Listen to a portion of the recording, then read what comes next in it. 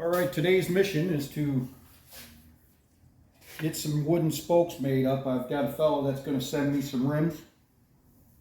He wants them rebuilt. So I'm going to make up a bunch of spokes, and while I'm waiting for them in the mail, I can get these about half done. So all I'm going to do is cut these up. I get 3 foot long solid oak dowels, cut them into 6 pieces, 6 inches long, 2 per wheel. So let me get that done.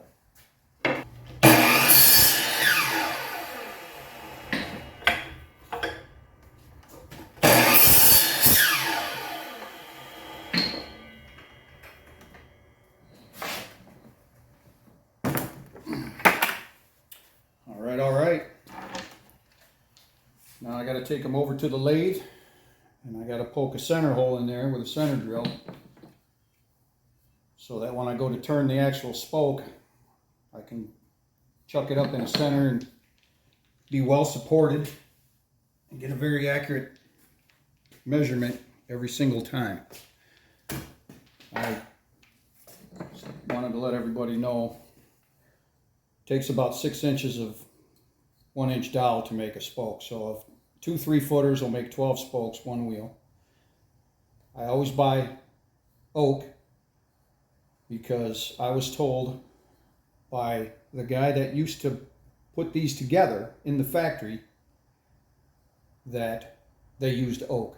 So if you want to use a different wood, you know, that's up to you. I try to go with what was in them when they were brand new. If I built a buckboard and used some rare super cherry wood for the decking on my buck, I would probably try to match that wood in my spokes. So, I mean, that's very easy to do. It machines well, and you can use a standard lathe tool actually to machine this, and then a little light sanding, and they're in good shape. So anyway, that's what I do, and if you want to change it up a little bit or get a little fancy, probably wouldn't hurt anything. As long as you use a nice hardwood, then you should have a nice strong wheel. All right, next step. I got all my pieces cut to length. Now I'm just going to drill a center hole. And that hole right there is just so that I can get a good bite on it and have it, when I put it in the other lathe, to profile the spoke. Okay, now as I'm going through these, it's kind of important to me, because I'm going to use a CNC machine, to get this the same depth so that the end of the rod registers in close to the same place every time when I install it in the machine to be turned. So what I do is I put it in the lathe, and I never move the chuck. Then I pull the piece up to the bit, tighten it down, and I start in the exact same place every time. Then when I cut it, I do 1.5 turns and back, and that gives me a hole that's real close to the same depth every time. This hole will be almost identical. I can't say identical, but almost identical in every single piece. And that is solely so that when I put it in the other machine to be CNC cut, the end of here will be real close to the same on every single piece. Doesn't have to be exact, but I want them real close. So that's something that I do just to make things easier, and the parts come out better and more exactly the same. If you're doing all this by hand, that means nothing. So you can just basically do them any way you want, and no big deal. But if you're doing them on CNC, try to get that hole exactly the same depth on every single piece.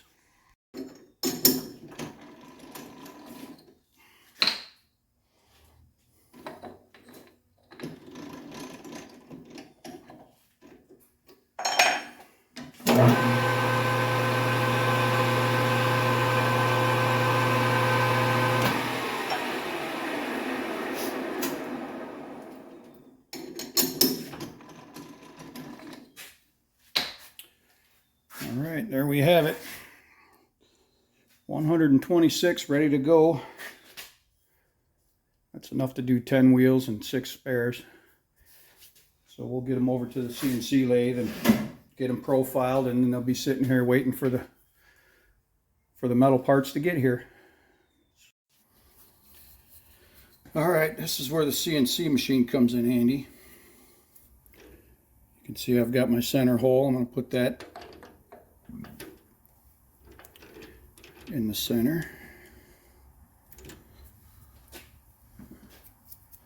And with the push of a button, we're going to profile the whole top of the spoke. I'm going to cut the top so that it is somewhere between 0.49 and 495.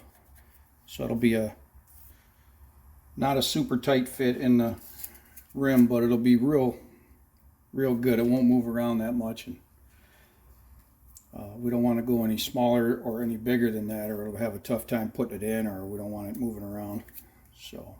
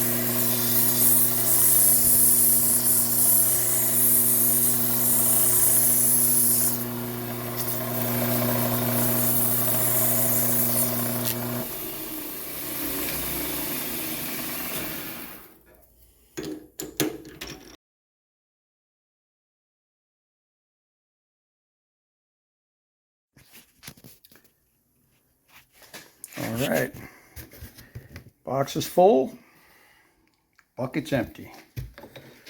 So we're ready to go. I got them half done. As soon as the wheels show up, we'll get going on that. All right, metal parts have arrived. So here's what I want to do.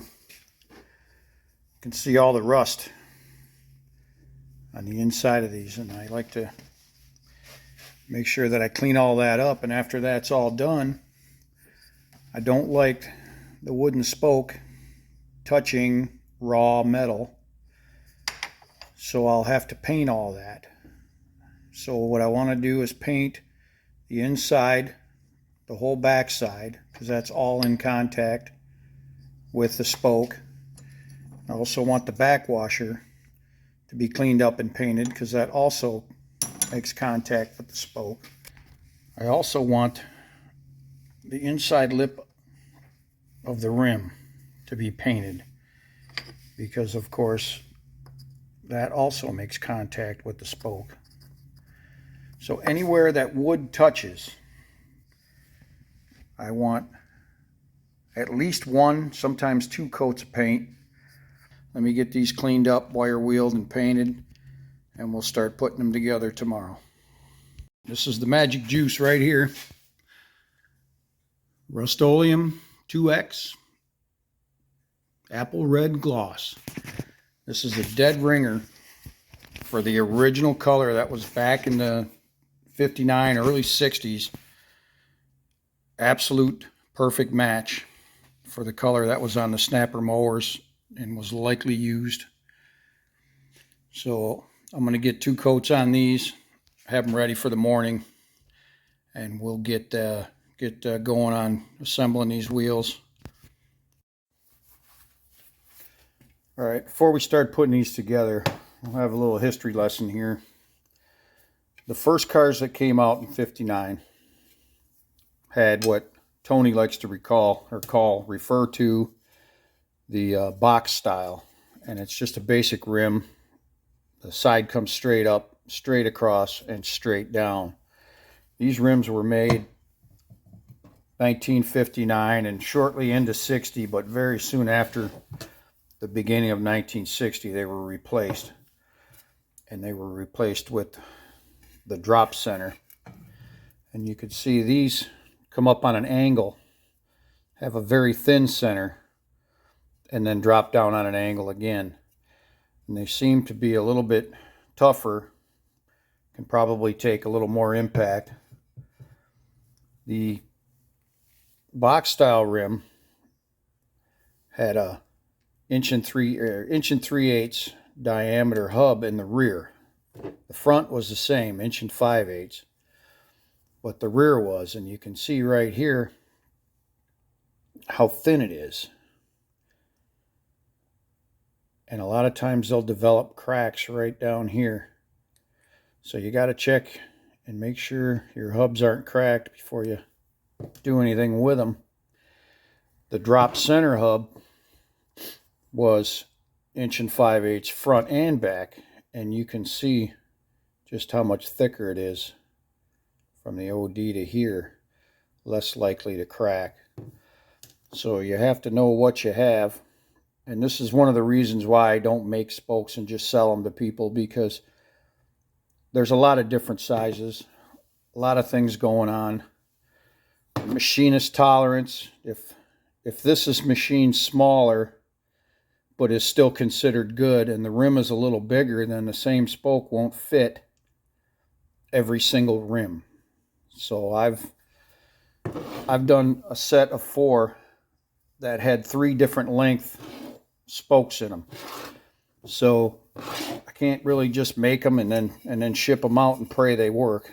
I don't like to do that. I want to make sure that every spoke fits every wheel perfect, and that every wheel is nice and tight, so you don't have any trouble with them. They're good for another 50 years. Okay, here's the fixture. I use this to hold the spokes while I machine the back end. This is a router blade, but I use them because they're sharper, but also because the flutes are backwards. So instead of pulling the wood up when you're cutting, they actually push down on it, and you get a nice clean edge on there. There's a screw in the head here that holds the spoke into the fixture so that it can't move this way, and then I clamp it down, and I'll machine the top, machine off the end, I'll flip it 180 degrees, and machine the flat in the other end. I do have previously made test spokes, and these are used so that I can check the fit. I have 4 of these. I can put them in and see how it's going to work out. Once I lay all 4 spokes in, I can get an idea of whether I need to be a little longer, a little shorter, and I can adjust the machine over there and start making spokes that fit, and not find out 4 or 5 spokes in that I've actually made them too small or too large. I want to make sure they work perfect. So I'll get my test spokes in there and see how this goes. Okay, test spokes are in. I can tell they're probably going to be good. Got a nice tight wheel, tight spokes. And one thing I always do is I pick the hub up and give it a good shake. And if the spokes don't fall out, then you're going to be fine.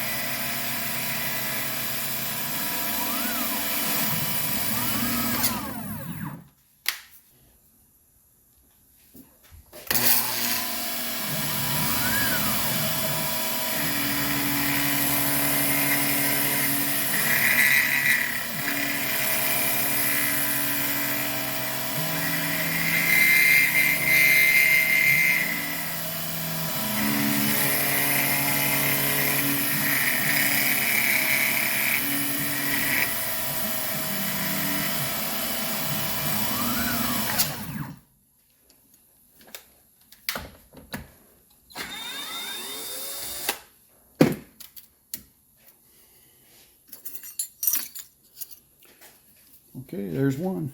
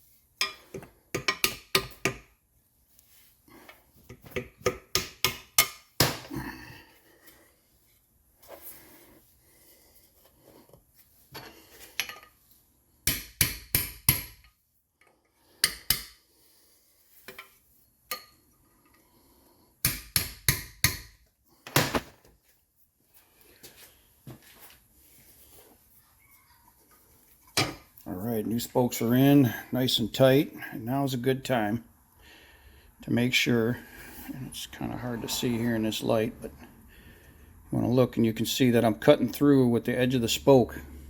You can see half the hole.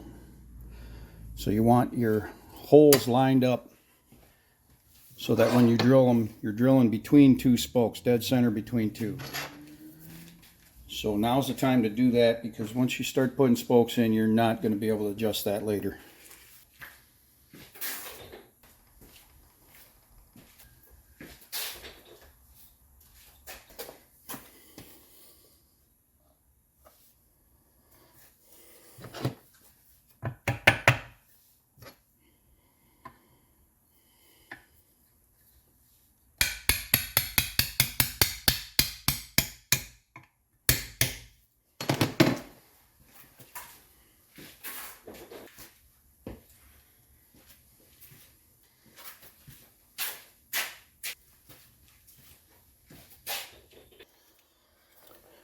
Okay, there it is.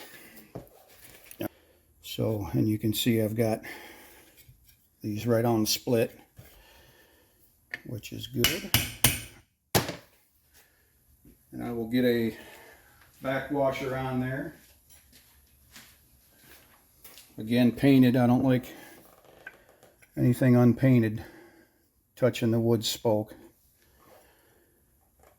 The wood holds moisture. Raw wood or raw steel, you know what that does when it gets on moisture.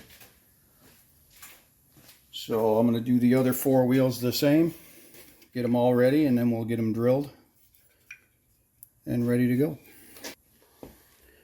All right, this hub is the one. This is the right rear, got the bushings in it. You can see it's actually pretty tight and it doesn't move at all, but it has two bushings in it, one in the front, one in the back.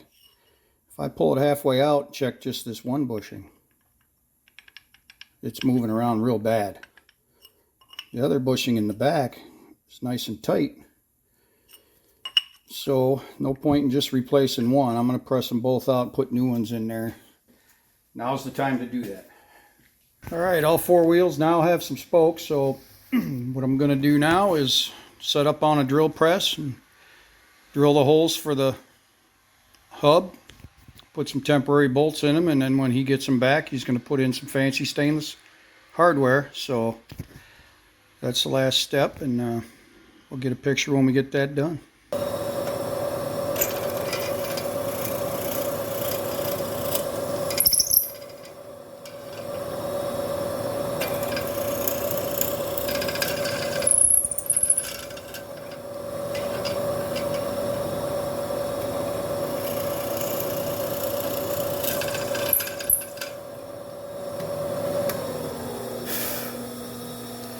All right, there it is.